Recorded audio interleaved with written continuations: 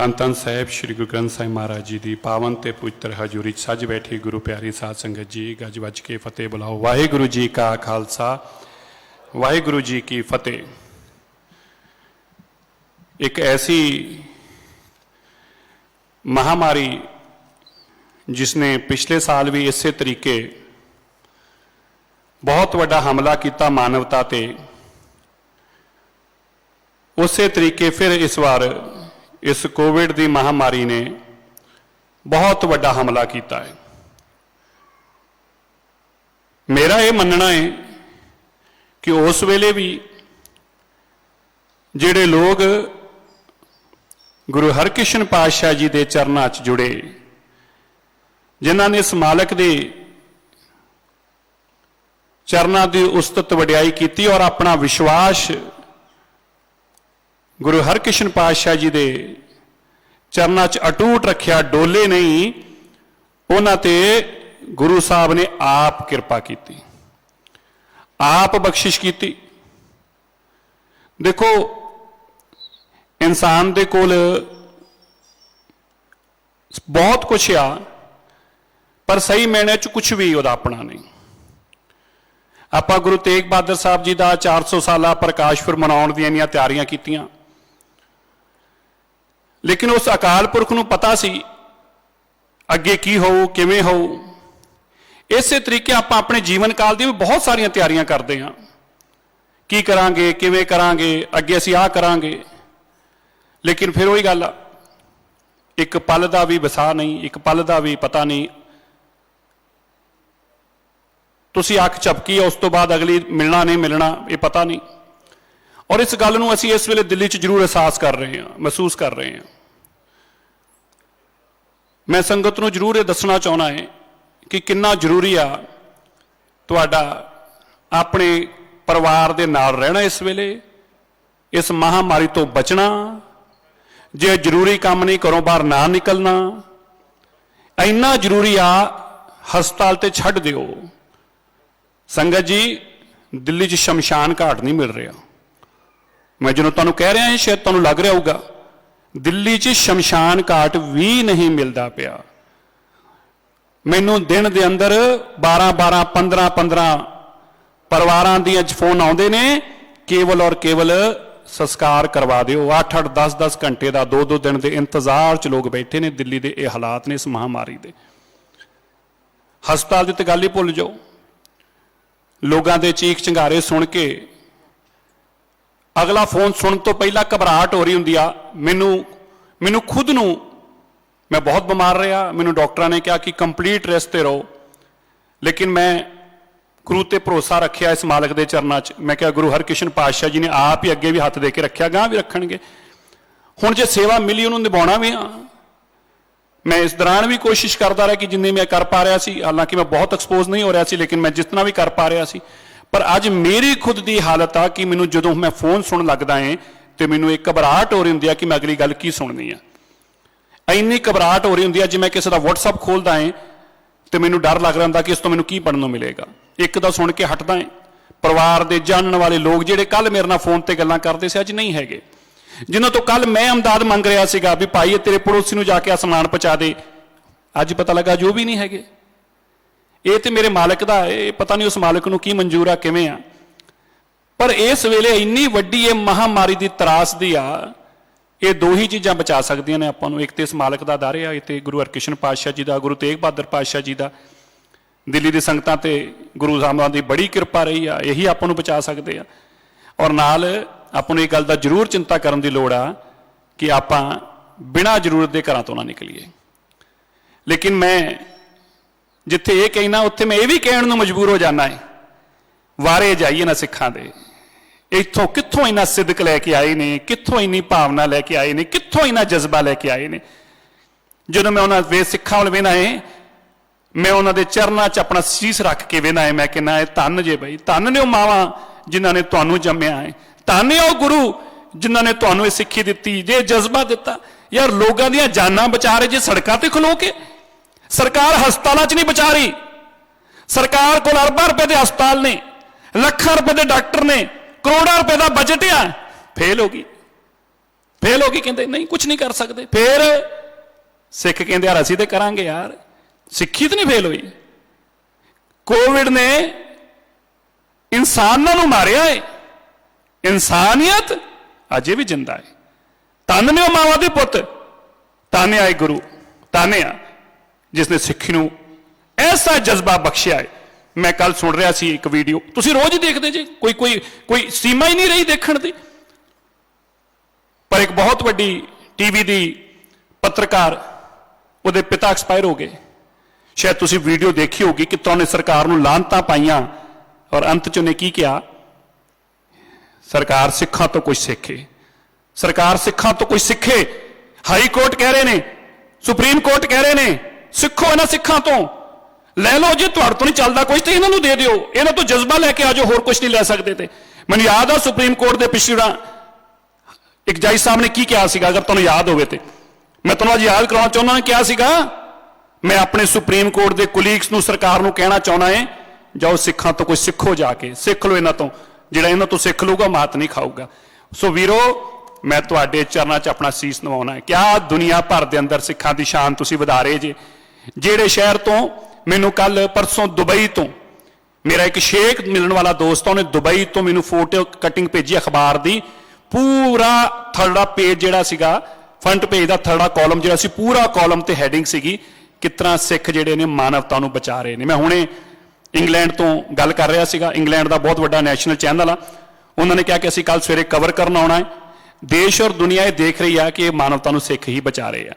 सो मैं संगत नूं पहले ते जानकारी देना चाहुंदा है, दिल्ली सिख गुरुद्वारा मैनेजमेंट कमेटी जल्दी ही 400 तो 500 बैड का इंतजाम करती पई आ, जिहदे अंदर कोविड के पेशेंट वास्ते जो बेसिक जरूरतां ने, ऑक्सीजन दियां, दवाइयां दियां, जिहड़े सीरीयस पेशेंट नहीं हैगे, मैं गल बड़ी क्लीयर कह दियां संगत जी के चरणों च, संगत जी जिहड़े सीरीयस पेशेंट नहीं हैगे असीं उन्हां नूं संभालण दी जरूर कोशिश करांगे। एक साडा गुरुद्वारा रकाबगंज साहब विखे लखी शाह बंजारा हॉल जिहड़ा है, उहदे अंदर 250 बैड का जिहड़ा ये सेंटर आ, जिसका नाम गुरु तेग बहादुर साहब जी दे ते रखा गया है, Guru Tegh Bahadur Covid care centre. ये साडी कोशिश आ कि 2 या 3 तरीक तक गुरु साहब की जिहड़ी प्रकाश उत्सव आपां मना रहे हैं, इसे दौरान ये शुरू हो जाए। इस दे नाल ही गुरुद्वारा दमदमा साहब तो साडे नाल एक जत्था उत्थों की जिहड़ी बहुत वड्डी संस्था है, वो मिल के बहुत वड्डे ऑक्सीजन के लंगरां की सेवा चला रही है। उस जगह ते भी असीं अगले हफ्ते के अंदर कोशिश करांगे कि 100 बैड का इंडोर कोविड केयर सेंटर बनाइए, और साडी कोशिश आ जल्दी ही बाला साहब विखे भी इसनूं बनाउण दी। साडी पूरी कोशिश यतन ने कि असीं मानवता की सेवा के अंदर हमेशा लगे रहे हैं। अज जिथे लोगों के कोविड के पेशेंट की साडी कोशिश है कि उन्होंने घरां तक लंगर भी पहुँचाइए, जिन्हों के घरां च कोई रोटी बनाउण वाला नहीं, खाण वाला नहीं, खुआउण वाला नहीं, मैं माफ़ी चाहुंदा है, उन्होंने घरां तक साडी पूरी कोशिश है। हो सकता असीं हर घर तक ना पहुँच पा रही, क्योंकि बहुत वड्डियां सर्विसिज ने, पूरी कोशिश की जा रही है। और मैं अपने सारे स्टाफ का, सेवादार साहबानां का धन्नवाद करदे नाल ये भी कहना चाहुंदा है, भाई जे किसी नूं लगदा है कि वह सेवा करन च उहनूं डर लग रहा है, या उन्होंने लगता कि उसकी सेहत ठीक नहीं, उम्र की गल आ, ते कोई भी जिहड़ा भी ये नहीं कर सकता साडे दफ्तर च लिख के दे देवे कि मैं ये सेवा नहीं निभा पा रहा, तो उन्होंने कोई जरूरी नहीं उसदे लई निभाउणी, क्योंकि ये मानवता की सेवा है। जिहड़ा कर पा रहा है बहुत चंगी गल है, जिहड़ा नहीं कर पा रहा असीं उहनूं किसी नूं फोर्स नहीं करना। सो असीं कोशिश करनी आ कि दुनिया के अंदर जिहड़ी मरदी पई मानवता, इसनूं भी बचाया जाए तो इंसानां नूं भी बचाया जाए। सिखां ने हमेशा ही कीता, गां भी करनगे। सो मैं संगतां दा बहुत धन्नवाद करदा। अज बहुत लोड़ आ सानूं ऑक्सीजन की, ऑक्सीजन सिलेंडर्स की। न्यूयॉर्क तो साडा 100 ऑक्सीजन कंसनट्रेटर का लॉट पहुँच चुकिया है। हुणे साडे लोग कस्टम तो क्लीयर करा रहे हैं, महाराज ने चाहया तो शायद अज क्लीयर हो जाएंगे, कल तक वो साडे गुरुद्वारा रकाबगंज साहब इंस्टॉल होने शुरू हो जाएंगे। और असीं 200 तो 250 बैड का इमीजिएटली कोविड केयर सेंटर जिहड़ा है वो गुरुद्वारा रकाबगंज साहब विखे लखी शाह बंजारा हॉल शुरू करांगे। मैं संगतां दा धन्नवाद करदा जिहड़े इस दे अंदर साडा बहुत वड्डा योगदान पा रहे हैं। जिहड़े सरदार दलजीत सिंह चीमा साहब ने 1 लाख रुपए की सेवा भेजी, इसलिए वेद कुमारी ਵਾਈਫ ਆਫ ਦਵਿੰਦਰ ਕੁਮਾਰ ਜੀ ਨੇ, ਉਹਨਾਂ ਨੇ ਵੀ 1 ਲੱਖ ਦੀ ਸੇਵਾ ਭੇਜੀ। ਚਰਨਜੀਤ ਕੌਰ ਜੀ ਨੇ 1 ਲੱਖ ਦੀ ਸੇਵਾ ਭੇਜੀ। ਸੈਂਡੀ ਦੀਵਾਨ ਸਿੰਘ ਜੀ ਨੇ 50,000 ਦੀ ਸੇਵਾ ਭੇਜੀ। ਅਭਿਨਵ ਛਾਬੜਾ ਜੀ ਨੇ 31,000 ਦੀ ਸੇਵਾ ਭੇਜੀ। ਪ੍ਰਾ ਗੌਤਮ ਜੀ ਨੇ 20,000 ਦੀ ਸੇਵਾ। ਸੰਦੀਪ ਕੁਮਾਰ ਸੂਰੀ ਜੀ ਨੇ 21,000 ਦੀ ਸੇਵਾ। ਅਜੇ ਕੁਮਾਰ ਠੱਕਰ ਜੀ ਨੇ 1 ਲੱਖ ਰੁਪਏ ਦੀ ਸੇਵਾ। ਸੁਨੀਲ ਪਾਵਾ ਜੀ ਨੇ 21,000 ਦੀ। ਅਮਿਤ ਸ਼ਰਮਾ ਜੀ ਨੇ 20,000 ਦੀ। ਸੰਜੀਵ ਜੈਨ ਜੀ ਨੇ 15,000 ਦੀ। ਮਨਮੀਤ ਸਿੰਘ ਜੀ ਨੇ 2 ਲੱਖ ਰੁਪਏ ਦੀ। ਸੰਜੀਵ ਖੰਨਾ ਜੀ ਨੇ 31,000 ਰੁਪਏ ਦੀ।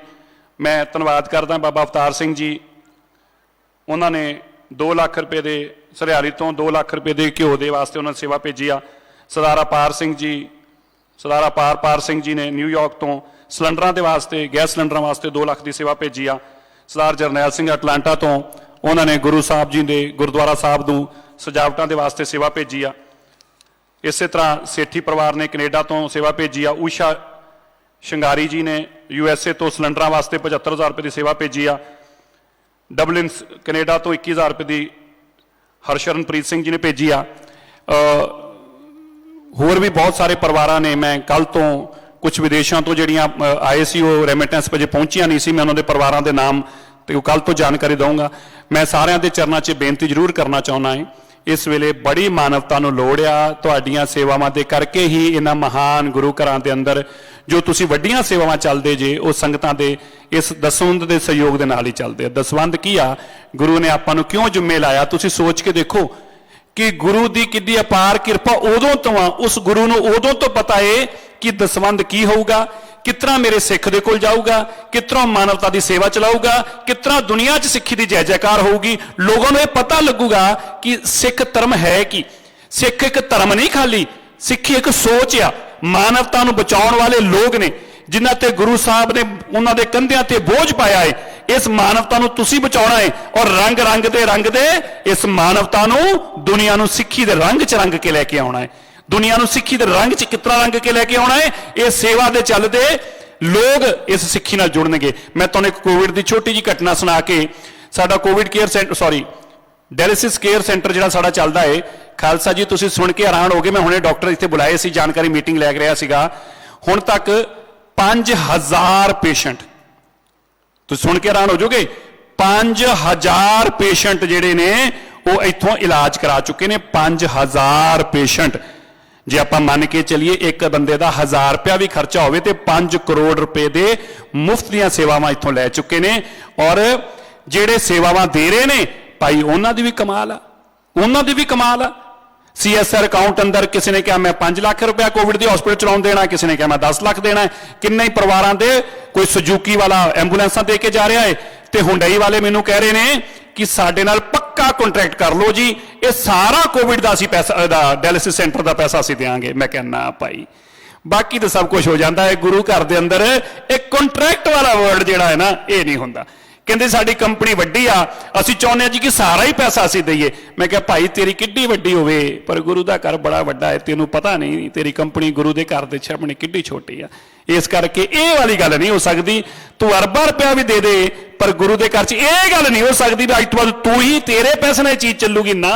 ਤੇ ਗੁਰੂ ਦਾ ਲੰਗਰ ਤੇ ਉਹ 20 ਰੁਪਏ ਨਾਲ ਚੱਲੀ ਜਾਂਦਾ ਪਿਆ ਏ। ਇਹਨੂੰ ਤੇਰੇ ਵਰਗੇ ਬਾਦਸ਼ਾਹਾਂ ਦਾ ਕੀ ਹੈ? ਤੇ ਬਾਦਸ਼ਾਹ ਉਦੋਂ ਬੜੇ ਬੜੇ ਸੀ, ਉਹਨਾਂ ਬਾਦਸ਼ਾਹਾਂ ਦਾ ਤੇ ਘਰ ਬਾਹਰ ਹੀ ਮੁੱਕ ਗਏ, ਲੱਭਦੇ ਹੀ ਨਹੀਂ। ਅੱਜ ਆਪ ਕਿੱਥੇ ਆ? ਉਹਨਾਂ ਦੇ ਘਰ ਦੇ ਲੋਕ ਭੁੱਖੇ ਮਰਦੇ ਪਏ ਨੇ। ਇਸ ਕਰਕੇ ਭਾਈ ਇਹ ਤੇ ਗੁਰੂ ਦੇ ਸੇਵਾਦਾਰਾਂ ਨਾਲ ਹੀ ਚੱਲਦਾ ਹੈ, ਇਹ ਤੇ ਰੁਪਈਏ ਨਾਲ ਹੀ ਲੈ ਜਾ ਕੇ ਆ ਰਿਹਾ। ਸੋ ਮੈਂ ਸੰਗਤ ਦੇ ਚਰਨਾਂ 'ਚ ਬੇਨਤੀ ਕਰਦਾ ਹਾਂ, ਇਸੇ ਤਰ੍ਹਾਂ ਜੁੜੇ ਰਹੋ। ਇਸ ਮਾਨਵਤਾ ਦੀ ਸੇਵਾ 'ਚ ਆਪਾਂ ਡਟ ਕੇ ਪੈਰਾ ਦਿਆਂਗੇ। ਔਰ ਮੈਂ ਇੱਕ ਗੱਲ ਆਪਣੇ ਸਟਾਫ ਨੂੰ ਵੀ ਕਹਿਣਾ ਚਾਹੁੰਦਾ, ਅਸੀਂ ਫਰੰਟ ਲਾਈਨ ਤੇ ਖਲੋ ਕੇ ਲੜਨ ਵਾਲੇ ਲੋਕ ਹਾਂ। ਅਸੀਂ ਆਪਣੇ ਸਟਾਫ ਨੂੰ ਘਰਾਂ 'ਚ ਬਹਿ ਕੇ ਦੇਸ਼ ਨਹੀਂ ਦਿਆਂਗੇ ਵੀ ਅਸੀਂ ਘਰ 'ਚ ਬਹਿ ਗਏ ਆ ਤੇ ਤੁਸੀਂ ਸੇਵਾ ਕਰੋ। ਨਾ ਬਈ, ਜੇ ਪਰਿਵਾਰ ਤੁਹਾਡਾ ਹੈ, ਪਰਿਵਾਰ ਸਾਡਾ ਹੈ, ਤੇ ਫਿਰ ਪਰਿਵਾਰ ਸਾਰਿਆਂ ਦਾ ਹੈ। ਇਸ ਕਰਕੇ ਰੋਜ਼ ਸਵੇਰੇ 10 ਵਜੇ ਤੋਂ ਲੈ ਕੇ ਤੇ ਭਾਵੇਂ ਰਾਤ ਦੇ 11 ਵਜੇ, 12 ਵਜੇ, 1 ਵਜੇ ਮੈਂ ਰਕਾਬ ਕੋਈ ਸਾਹਿਬ ਬੈਠਾ ਹੁੰਦਾ ਹੈ। ਕਿਸੇ ਨੂੰ ਭਾਈ ਲੋੜ ਹੋਵੇ ਪੂਰਾ ਦਿਨ ਉੱਥੇ ਰਹਿਣਾ ਹੈ, ਸਾਹਮਣੇ ਖਲੋ ਕੇ ਆਪਾਂ ਆਪ ਫਰੰਟ ਲਾਈਨ ਤੇ ਇਸ ਲੜਾਈ ਨੂੰ ਲੜਾਂਗੇ। ਗੁਰੂ ਹਰਕ੍ਰਿਸ਼ਨ ਪਾਤਸ਼ਾਹ ਜੀ ਧੰਨ ਧੰਨ ਸਾਹਿਬ ਸ੍ਰੀ ਗੁਰੂ ਗ੍ਰੰਥ ਸਾਹਿਬ ਮਹਾਰਾਜ ਨੇ ਕਿਰਪਾ ਕੀਤੀ ਆ, ਕਿਰਪਾ ਕਰਨਗੇ। ਉਹਨਾਂ ਨੇ ਹੱਥ ਦੇ ਕੇ ਰੱਖਿਆ ਹੈ, ਉਹਨਾਂ ਨੇ ਹੱਥ ਦੇ ਕੇ ਤੁਹਾਨੂੰ ਸਾਨੂੰ ਰੱਖਣਾ। ਬਹੁਤ ਬਹੁਤ ਧੰਨਵਾਦ। ਵਾਹਿਗੁਰੂ ਜੀ ਕਾ ਖਾਲਸਾ, ਵਾਹਿਗੁਰੂ ਜੀ ਕੀ ਫਤਿਹ।